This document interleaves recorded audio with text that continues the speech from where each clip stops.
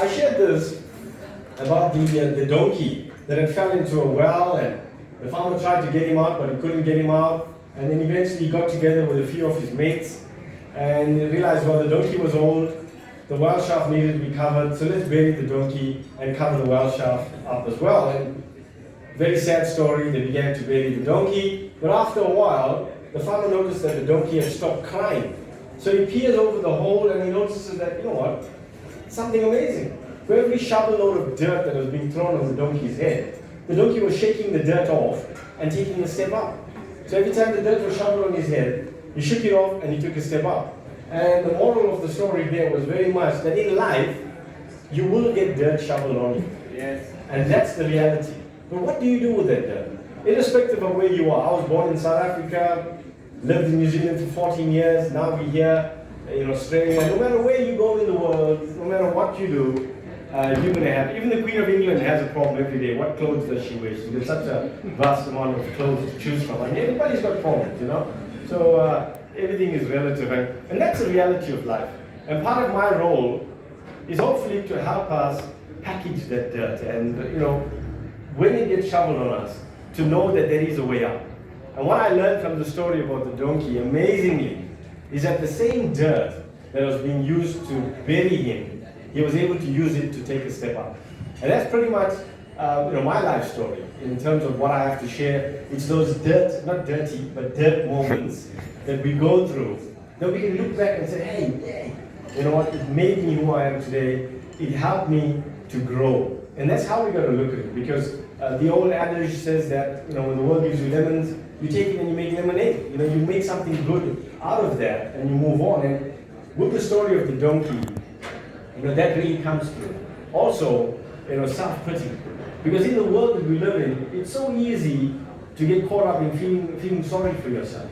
So you bring out the violin and you start to get that melancholic feeling. And today's message is really not on that. And anybody remember the story I shared last time? I closed with this here about a guy that, you know, had come back, his town was ravaged with fire, razed it to the ground, and nothing could grow there. They were farmers. And as he's coming in, people were leaving the town because nothing good could have come out of it. The place was burnt. The salt mines that they were famous for were destroyed. So the livelihoods were gone. And this guy, Edmund McKinney, decides, you know, he was given these peppers by a soldier that was returning. Sort of like a Jack and the Beanstalk story. I think he threw the seeds, or he threw the beans out of the window, and lo and behold, he sees it growing like, going out of fashion. And he realizes that in that salt-laden soil, now I'm not a geologist or agriculturist, but from what I was told, that these peppers thrived in that environment with the salt. Not many crops would thrive in that, but these peppers, they started catching on. I don't want to use the term for obvious reasons, it's not a good term, but you know, wildfire, you know, it caught on like wildfire. And very soon, you know, he used that together with another mixture, and he put together a hot sauce. It became a hit. And it ended up being a multi-million-dollar industry business for his family for 5 generations. And what am I talking about? Tabasco sauce. And that's what I ended with the last time. And those of you who are here, you know that off by heart, you haven't forgotten it, you know everything I said. And that's what it is. You know, when you look at the situations in life and taking those lemons, you know, and looking for something positive in it, that's what we are called to do. And I know when we face the challenge, when we go through the situation, it's difficult. And even in today's talk, beating the winter blues. I guess if I ask for a show of hands, which I'm not going to ask for, which of those 2 smileys do you associate with? I know everybody's going to say the guy on the right. Yeah, on my way. But the reality is that, you know, we're human. You know, we get up, whether it's winter or it's not even winter, and we have those feelings of, you know what, should I get out of the bed, should I not? I know now in Armidale, with the winter so cold, the blankets get hands, you know, they sort of hold you. Do you have that as well? Do you have those blankets as well? Just sort of hold you underneath, very hard to get out. But there's an old Norwegian saying, and anybody know Norwegian? No? Okay, I'll translate it for you guys. It's fine. There is no bad weather, only bad clothes. And that's something that we purpose, and even in coming to Armidale in the summer and walking around, it was like 36, 37 degrees, and Armadillians, is that what you call yourself? We're trying to be friendly and really warm to us at the time, and they go, mate, wait till you get to the winter. Like, so welcome. Yeah, wait till you get to the winter. And the reality is that we did our homework, we checked up, and we knew what we were getting into. I think living in New Zealand for 14 years sort of prepared us a little bit for what we were going to experience here. But this is what it is. No bad weather, bad clothing. And what that tells me, and what it highlights to me, is about preparation and mindset. How do you see the problem? That becomes the problem. Because the problem is not the problem. It's your perception. I shared with you the last time the old Hebrew story of David and Goliath, and how when the Israelite army looked at Goliath, they said, he's so big, how can we defeat him? But little David looked at him and said, he's so big, how can I miss him? So it's about perception. How do you look at the problem? Do you see the glass as half empty? Who are the half empty people here? So this is it. How do you see it? Because whether you see it as half empty or half full, you're right. And that's what it is. But it's what you see and how you look at it. I'm going to look at a quote by Einstein. We'll look at that a little later and go to that. But I'm going to put up a scenario here. And this is something that I'm sure we all go through. It's a bit small, but I'll read it out. So the event is, a friend walks past without acknowledging you. Now there's two scenarios, there's two ways you're going to respond. So the one response is, oh no, I must have done something wrong for her to be upset with me. How many people think like that? No. The second one, she must not have seen me, she looks like she has a lot on her mind. Realistically speaking, how many of us automatically gravitate to the second part? Realistically speaking, few of us. Because you get those nudges, whether it's the white angel or the red devil on your shoulder saying to you, hey, you know what, nah, you did something. Something is wrong. Why did they not greet you? They always greet me. What did I do? Straight away, we personalize it. It's about, maybe I did something. What did I do? But the truth of the matter is that the other response is as plausible, in fact more plausible than anything. And that's where there's a nice red Indian saying, no relations to my ancestors, because they're not the true Indians. They're Indians in North America. I believe the genuine Indians from India. And Shiraz, I guess, where he's there. Yes, Shiraz is from close by Pakistan. Excellent bowler, won the bowling award for our club, Hillgrove. By the way, Hillgrove, first division and second division champions. Yay. Okay, that's it. And with that, there we go, Brett, all the way from Kia. Fantastic. Bought my car from Kia, unpaid advert. And the truth is that, how do you see it? What do you take on? Because the reality is that it is as plausible as anything else. That person may have had a bad day. They could have genuinely not seen you, and they could have just walked by. But what happens is that human nature plays those scenarios out. And if I ask you a question, which do you think is the more beneficial approach? The top one or the bottom one? Because look at what you get. If you take the top approach, you're going to have feelings of anxiety, tension, all of that. But the other one is more of a relaxed, hey, I'm just concerned for my friend. And that's where we should be tracking. But the way the world is geared and the way things are wired, we pick up offense so easily. And similar to the donkey story, we've got to be like the donkey. We've got to be quick to shake the dirt off and use it, take a step up and move on. And that's what happens. And in terms of being the winter blues, we find that it all comes down to our thoughts. I mean, this is something that I use often in the talks that I've had in the past, which really summarizes and puts it in a nutshell. That everything starts with your thoughts. So when you think something long enough, it leads to an act. It leads to action. And when you continue to do an action, it forms a habit, and that habit becomes part of your character, and your character shapes your destiny. So, in a nutshell, it all starts with your thoughts. So today's session is really giving us a checkup from the neck up to eliminate stinking thinking. And that's what happens. If we don't control our thoughts, if you don't capture our thoughts, they're going to run riot.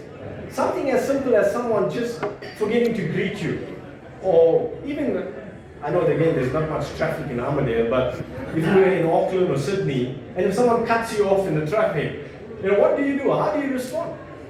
It's a situation of, you can't stop the birds from flying above you, but you can certainly stop them from making a nest on your head.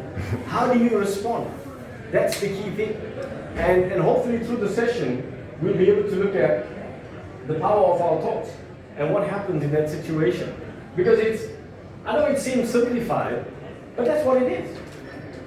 In order to get to your destiny, your goal, and whatever you look out as an ambition, it starts off with your thinking, leading to all of that. So if you are at a place now where you feel, hey, you're not happy with that, let's go back and let's look at our thinking and let's look at that process and how that works out with it. Because the reality is that in that process, our thoughts, feelings, actions are all connected. If you don't get that, that's the point that that diagram is making. That everything is interrelated. Everything is connected. And the truth is that if we change our thoughts, if we change the way that we think, we can alter our actions.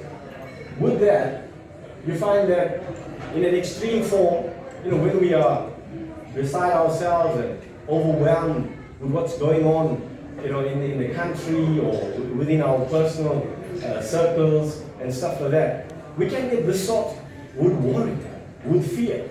And these are related to our thoughts. If we look back, what made you fearful? What caused you to worry? Most often it's going to be related to what you were thinking. So therefore, it's that old saying again, garbage in, garbage out. What are you listening to? What are you seeing? Because all of that has an impact on how you're going to respond and what your thoughts are going to cause your emotions, to result in. So it's equally important that you are able to find, reliable sources that you can lean on that are going to help you to achieve your goals and not cause you to be worried and afraid and things like that. Because in this illustration, what I would like is for us to be able to identify and realize, hey, if I can notice and work to change areas of thinking that are problematic, it can result in a better response, in a better outcome. And that's the key thing. Even if you look at in a sports setting, if a team goes onto the field playing an opposition that they've already decided in their mind they can't beat them, what do you think the most likely outcome of the game is going to be? They're not going to win. So therefore, it's important that in a sports setting, teams know that they got to be prepared, that they can't go there with that negative outlook, they can't go there with that negative anticipation. So similarly in life, we got to make sure that when we get up in the morning, what do we do? When we get up in the morning, do we go, oh God, it's morning? Or do we go, thank you God, it's morning? So that again, how do you start the day off? That is crucial. And after that, it sets the tone. So anybody seen that video of the Navy SEAL commander was giving a talk to a high school, and they got him over to share some really profound, psychological, high impact, really intense, and really sort of, difficult things that the Navy SEALs go through. And he starts off by sharing with this high school, or it could have been university. He says to them, before a Navy SEAL, those American elite soldiers go out, one of the first things that they are trained to do, what do you think they're trained to do? Firearms, bombs, right? They are trained to make their beds. They are trained to make their beds. Now, why? Why do you think that's the first thing that they are trained, or the first thing that they are trained to do before they leave their dormitory or their room? Any hands?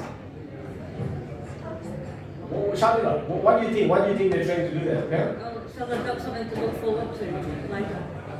Excellent. Part of that. That if they start the day off right, that they have accomplished something, that they have, you might look at that bed, wow, it's made perfect. Then it's a good footing to start from.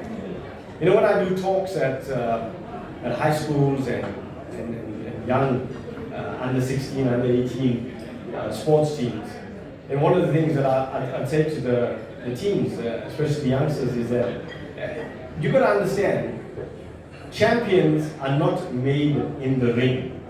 That's only where they are recognized. What am I saying? What you see on the field, at 80 minutes, 90 minutes, whatever sport it is, what you see on the field is only a small reflection of what's gone on before. So champions are not made in the ring, that's where they are recognized. So I said to them, we all want to be champions. Who wants to play for your country? I mean, there's no youngster that I've met, especially if I'm going to talk to a sports team, that said they don't want to play for their country. Everyone's like, yeah, play for the country, yeah, be a champion on the field, okay. So how are we champions in the house? I said, if I came and visited your room, I'm speaking to boys now, teenage boys, how would your room look? And then you start see them ducking under the, hoping that I don't ask them a question. And some of the talks that I do there, their fathers are there with them, and the fathers are like, and that's something that, is again, it's to do with the psyche. It's to do with not cutting corners. It's to do with also preparation. And how do we prepare ourselves? We all know. I mean, even now I talk to people and they ask me, so how are you finding the winter? First winter in Armidale. I mean, getting through it. And you don't feel bad because even people in Armidale are living here for 40, 50 years. They still complain about the weather. And not to go too much into it, but why? Because it's a natural, maybe it's a conversation starter. Hey, weather's bad, But it's about trying to put a different spin on it. Understanding that there's no such thing as bad weather, bad clothing. Yes, obviously there are times when the weather is going to be inverted commas bad. But is it really bad? Because the truth is that if you're upset about the rain, somebody is going to be happy about the rain. You complaining about the cold, somebody is going to be happy about the cold. And you know what? Honestly, Ted, I'm happy about the cold. I was born in Durban. Now, Durban is like Brisbane. I mean, in the winter, even if I talk to my dad, I give him a call and stuff, and he'll be saying, yeah, son, you know what, it's really cold. It's a real cold winter in Durban. I'm like, yeah, Dad, how cold is it? He said, son, it went under 20 degrees. It was 19 degrees the other day. So that's their cold in winter. We have a joke in Durban, I think similar to Brisbane. Winter came on the one weekend and it's gone now. So that's pretty much what it is. But it's your perception. And how do you see the situation? Because again, if you see it as half full, that's how you're going to look at things. But the reality is that perception, sometimes people will tell you perception becomes reality. What am I saying? Let me share it with you in an illustration. So I had a lot to do with farmers back in South Africa and in New Zealand. Well, New Zealand, I don't make any sheep jokes, please. It's not good. Especially I've got a sheep expert in here. But with that, there's a story that I share about two farmers. So let's call them the positive farmer and the negative farmer. We don't want to use any names because then sometimes I've used names Paul and Bob and they go, oh, Paul is talking about you. No. Positive farmer and the negative farmer. So the positive farmer always wanted to motivate and get this negative farmer to be positive. So when it is raining, when it was raining, he'd say to the negative farmer, wow, excellent, it's raining. Our crops need the rain, it's so good. And the negative farmer will go, oh no, if it keeps on raining like this, the crops are going to get washed away. So he'd wait for when it wasn't raining, and then the sun is out, blue skies, and he'd then go to the negative farmer and he'd go, wow, man, look at that, the sunshine is out. Our vegetation needs the sunlight for photosynthesis and chlorophyll, and it's so good, blah, blah, blah. And the negative farmer will go, oh no, if it keeps it up like this, the sun is going to wither the crops and they're going to die. Hey, so this positive farmer was pulling on his hair, what can you do? And then he said, you know what, I've got it. So he invites the negative farmer out to fishing on a lake. So he puts him in his boat with his hunting dog, and he goes, man, this is it. It's foolproof. He has to be positive when he sees this. So they go out in the middle of the lake. His hunting dog is with him, the negative farmer is there, and they're shooting duck. And then he sees a duck flying up, he shoots it. And the duck lands about maybe 50, 60 meters away from the boat, in the lake as well.